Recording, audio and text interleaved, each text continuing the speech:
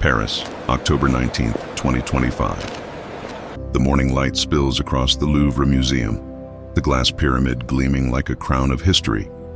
Tourists gather outside, cameras raised, unaware that in less than an hour, that crown will lose some of its brightest jewels. Inside, the museum hums with routine. Guards on patrol, visitors admiring royal artifacts, light glinting off glass cases that have protected France's treasures for centuries. To everyone here, it's just another Sunday morning.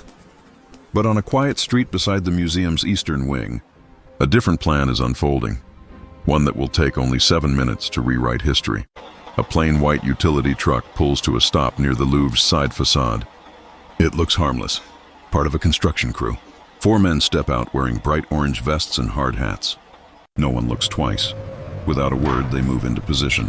One operates the hydraulic lift mounted on the truck bed, rising slowly toward a second-floor window of the Galerie d'Apollon, home to some of the most valuable jewels in France. A hand taps the glass once. Then, with a steady buzz of an industrial cutter, the pane begins to separate. 90 seconds later, the window slides loose. No alarms, no flashing lights. The Louvre, one of the most visited and protected museums in the world, has just been breached, silently. Inside, the gallery glows with soft light. Golden frames, marble columns, and a row of glass displays holding the crown jewels of French royalty. The thieves move fast, calm, efficient, professional. With precision tools, they slice through glass vitrines, pulling out diamonds, emeralds, and rubies that once adorned queens and empresses. Every movement rehearsed, every second measured. In less than 3 minutes, they have taken 8 pieces. Among them, a dazzling diadem once worn by Napoleon's wife, Empress Marie-Louise. It had survived revolutions, wars, and centuries. But not this morning. As they retreat toward the window, one jewel slips. The diadem crashes to the marble floor, scattering emerald fragments like fallen stars. But there's no time to stop. They descend the lift, vanish into waiting scooters, and disappear into the narrow streets of Paris. By the time the first alarm sounds, the Louvre's treasures are already gone. The entire heist has lasted barely 7 minutes. Within an hour, police flood the museum. The Galerie d'Apollon is sealed, its floor covered in shattered glass and disbelief. Forensic lights flicker across empty pedestals, ghosts of history where jewels once lay. Investigators soon realized this was not a random crime. The lift was stolen days earlier, its GPS removed.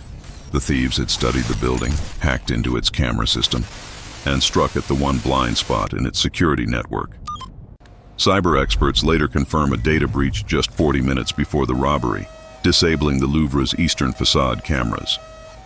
A digital door opened for a physical crime. And in the world of high-value art, that combination is deadly.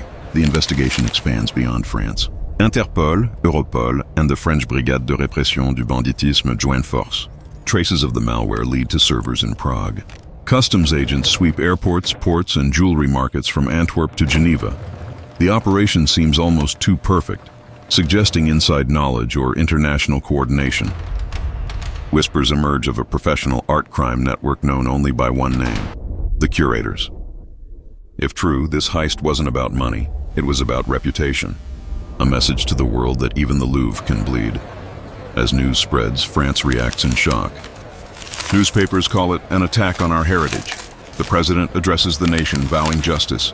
Outside the museum, crowds gather beneath the pyramid, laying flowers for what they call the lost crown.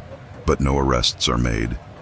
No suspects confirmed, just fragments of emerald found near the museum gates, a reminder of what slipped through their fingers.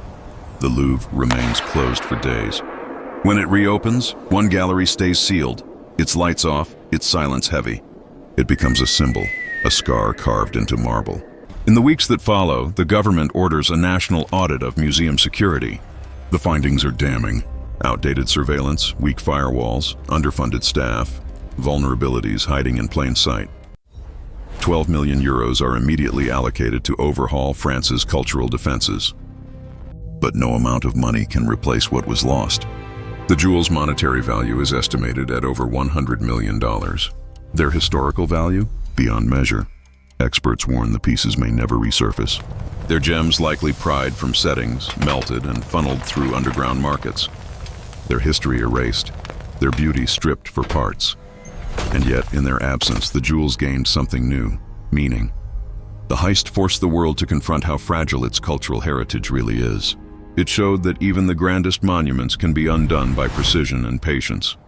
Art historians compare the loss to the burning of Notre Dame. Not because of fire or destruction, but because of what it revealed, that history is not immortal. It lives only as long as it is protected.